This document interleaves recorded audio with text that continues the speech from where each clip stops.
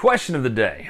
What's your favorite push your luck game? I don't think I've actually asked that before. Any kind of push your luck game. This could be Quest of Quedlinburg. It could be, what's the one where you go into the cave? I'm trying to think. El Dorado, maybe that's it. Anyway, let me know your favorite push your luck game right now in the comments below, because today we're taking a look at a game called Living Forest. Now this is ironic because I just did Bitoku and the themes feel similar. You've got mystical forest and this one you're trying to protect from fire, burning it down.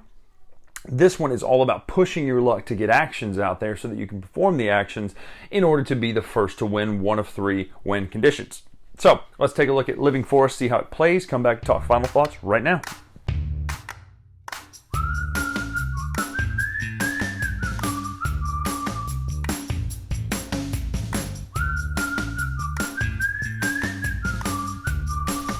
So here is Living Forest set up for 2 players. The only thing that really changes is your position on the circle track over there, as well as the amount of trees.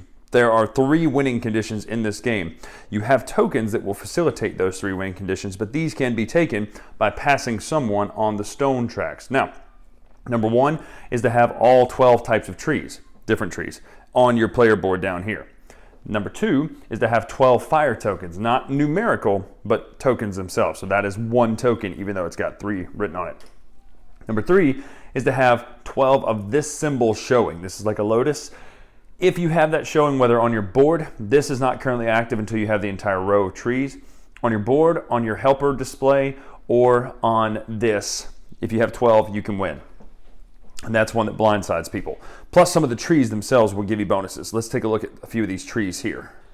So the 2 different rows of trees start with a price in the top right from low to high, 3 all the way up to 11. You get these by spinning the symbols on your display. We'll talk about that in a minute, but just know these 12 different trees give you a bonus. Some of them will give you water. Some of them will give you the symbol to move on there. Some of them will give you suns, which allow you to buy more cards. This one allows you to take 2 of the same action, because on your turn, depending on the push your luck mechanism, you're going to take 1 or 2 actions. Now, let's talk about what that looks like. Out here, you have the animals that are available for sale by spending your sun tokens. Now, these would be the tokens on your cards. I say tokens, but symbols, I should say, on your cards here. We'll talk about this symbol in just a minute. This is the main push your luck part. Now, you'll spend the suns, if you choose to do this action, to buy cards from the middle. They will go on top of your deck, not into your discard, which is nice. So let's take a look at the cards in your deck that you start the game with that those cards can be added to. They will all have symbols on the left-hand side, plus really cool art. Although some of them, the white eyes is a little eerie, but you have these really cool cards with different symbols. The symbols are essentially what you're going to use to do the actions. This is almost all of them. You have the suns, which you're going to add up to buy the cards in the middle. You have water, which you're going to add up to fire to extinguish fires over there, which we'll talk about in just a minute. The tree saplings, these are the number that you're going to add up to buy the amount of trees. Remember, each tree has a cost in the top right. So in order to get this tree for 5, you would have to have a total of 5 numerically of tree saplings. The way this works is you're going to push your luck. You're going to flip over cards until you choose to stop. If you ever get 3 of this symbol showing, you have to stop. If you also have 3 of that symbol, you only can take 1 action for the round. If you only have 2 or less, or fewer, I should say, you can take solitary symbols. That's what these are called. If you have 3 of these, but you have 1 of those symbols in your display, it negates 1. So essentially, you could have 4 or potentially more, depending on how you negate these. So the last symbol would be this swirly symbol here, which will allow you to move around this track.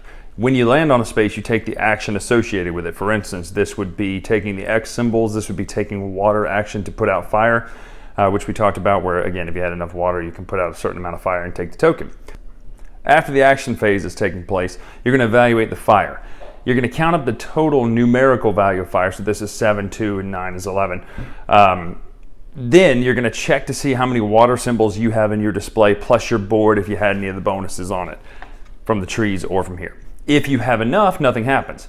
By that I mean if you have equal or more. If you have less than, you would then take the amount of tokens shown in fire cards. Now these cards do nothing positive for you, they just gum up your hand and give you a solitary symbol. You can get rid of these cards out of your deck completely by spending an X symbol.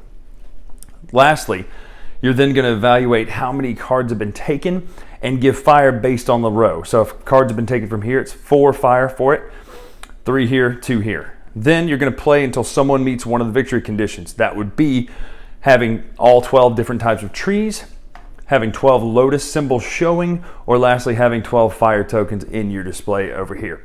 First person to do that wins. If multiple people hit it, you're going to count up symbols, and whoever has the most of their type of winning condition wins the game.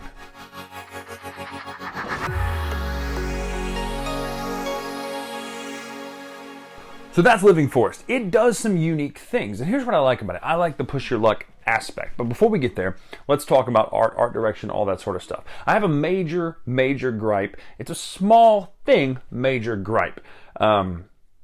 The art looks great. It's incredible. The animals look great, albeit some of them look a little eerie, but they're very good art in this game. So I love that. I love the components. I love the little 3D tree thing. I love putting the trees out and making a forest. I love that you're doing different trees. All that stuff is great. My gripe comes from that there is no reference card. And when there's no reference card, the second best solution is to have a reference on the back of the rule book for symbols. It's not there. So what that means is you have to memorize the actions that you can do, because one of the actions that you can do that I didn't even mention in the how to play is that you can take one action to take one of those X tokens. Now, how do you know that? Well, if you don't memorize that, you're not going to remember that you can do that. You don't have a reference card that you can look at and see here's the actions you can do. You don't have the back of the rule book. You just have the section of actions that you have to read through with each of their descriptions. So I really don't see why there's not, in a game based on cards, a single or 4 or 5 cards that show you what the symbols are, what they do, which actions they correspond to. You can do that with one sentence, just a rules reference guide. Big major ding for not having that. However, it doesn't affect the gameplay. It just affects teaching the game and learning the game and playing with new people. So that irritates me that there's no sort of reference in there at all. But the game itself, I love the push your luck mechanic. I love the idea of building out this deck and then using the deck building to push your luck. Man, I just keep going. You don't have bad cards. In fact, some of the solitary cards are really good. So I like that element. I like the fact that there are ways to mitigate the solitary cards coming out by getting those other cards that kind of light up, the flame deer especially.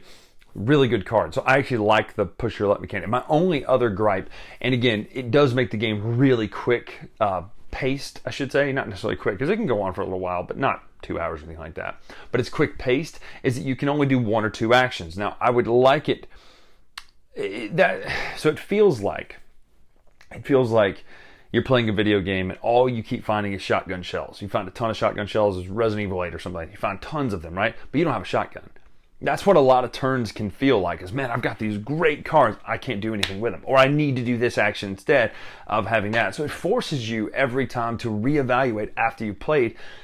Even though you have your mindset on what you need to do, you can't do it. Or you can do it, but you can't do enough action. So I actually like that push and pull and decision making, but at times it can be a little frustrating. It's like, oh, I really needed to do this action, but I only have 1 now instead of 2 or 2 or 3. I personally would have liked to have seen 2 or 3 actions versus 1 or 2, but that's a small quibble, because again, that is part of the puzzle of this game. And every good game is a puzzle, trying to figure out how to crack it.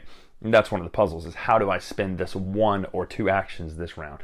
But again, it is tantalizing though when you have all this ammo and you can't use it because you're not taking that action. So all in all, this is a neat push your luck game with cool win conditions. I actually like how you can win, and it's a game of forced mitigation. You must constantly mitigate against the other player, and vice versa. They'll have to do the same. If you see them running away with fire, you need to start taking fire. If you see them getting lotus, you need to start taking lotus. But while doing that, keep an eye on, hey, can I get enough trees out here? That's why it's good to do the 2 actions. So all in all, very good looking game, very quick, simple, easy to learn, easy to play, albeit no rules reference card or even a back page of the rule book. Not a fan of that.